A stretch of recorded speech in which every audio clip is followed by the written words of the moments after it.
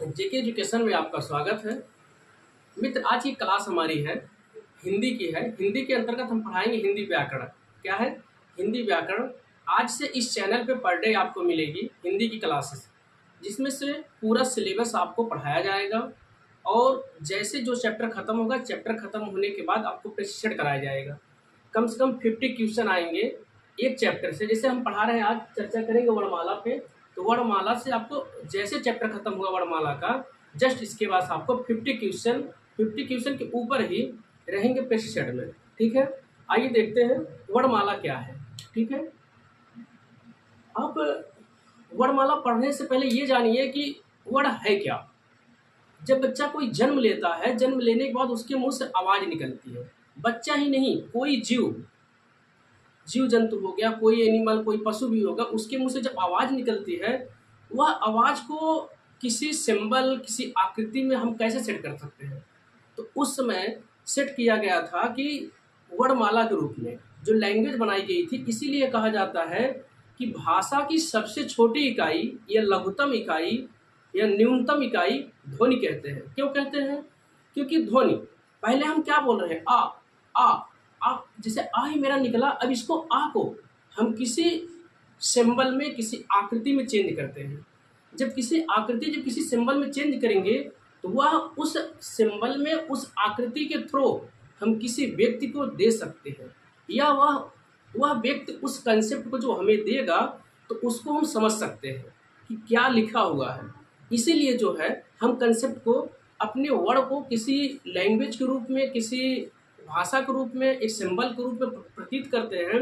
इसीलिए अब देखो, कहा जाता है कि भाषा की सबसे छोटी इकाई या न्यूनतम इकाई या लघुतम इकाई को ध्वनि कहते हैं। ठीक, ध्वनि कहते हैं।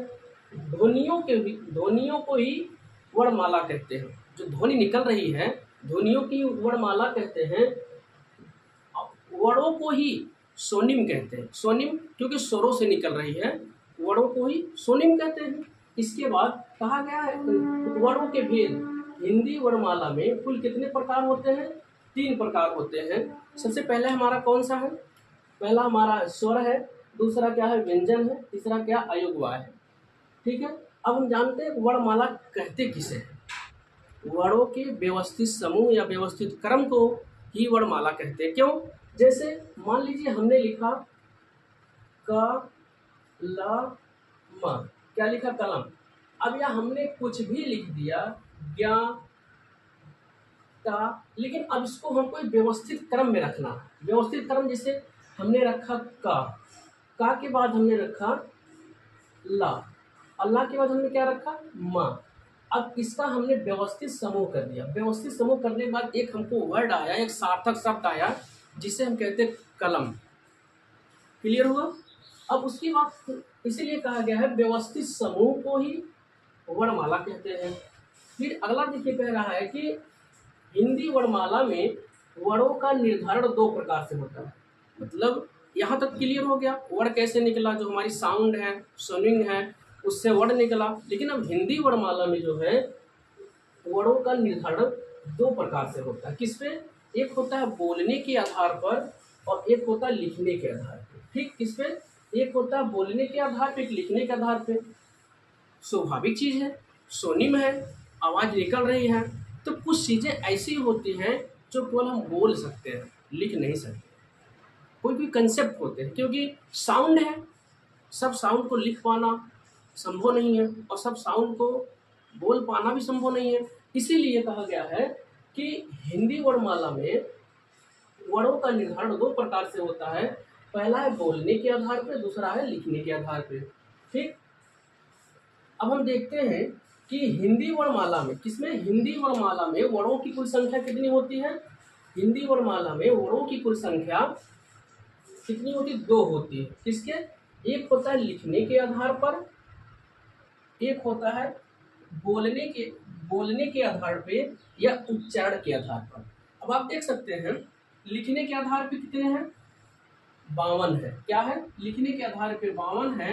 लिखने के आधार पर कुल संख्या कितनी है? 52 है। और उच्चारण या बोलने के आधार पे कुल संख्या कितनी है?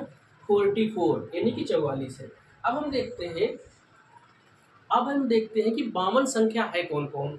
आइए देखते हैं। हमारी जो स्वर है, स्वरों की संख्या कितनी है? 11 है। व्यंजन की संख्या कितनी है? 33 है। संयुक्ताक्षर की संख्या कितनी है? 4 है। देखिए अगला है द्विगुणित व्यंजन या विकसित व्यंजन या उच्छिष्ट व्यंजन, इनकी संख्या कितनी है? 2 है। ठीक है। एक है हमारा लास्ट में अयोगवाक। अयोगवाक संख्या कितनी है? 2 है। ठीक, ये हो गए हमारे लिखने के आधार पर वर्णों की संख्या। अब अगला देखते हैं उच्चारण या बोलने के आधार पर वर्णों की संख्या क्या है। इसमें जो 2 पाए जाएंगे, एक हमारा स्वर होता है 11 होते हैं और एक व्यंजन होता है जो 33 होते हैं। ठीक है, हमने क्लियर किया। देखिए स्वर 11 है, व्यंजन 33 है, संयुक्ताक्षर 4 है, द्विगुणित व्यंजन या विकसित व्यंजन या उच्छिष्ट व्यंजन 2 होते हैं और अयोगवाक 2 होते हैं।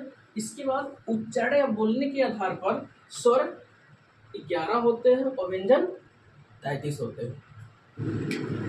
हमने बात किया स्वर कितने होते हैं, व्यंजन कितने होते हैं। स्वर हमारे 11 होते हैं, व्यंजन कितने हमारे 33 होते हैं।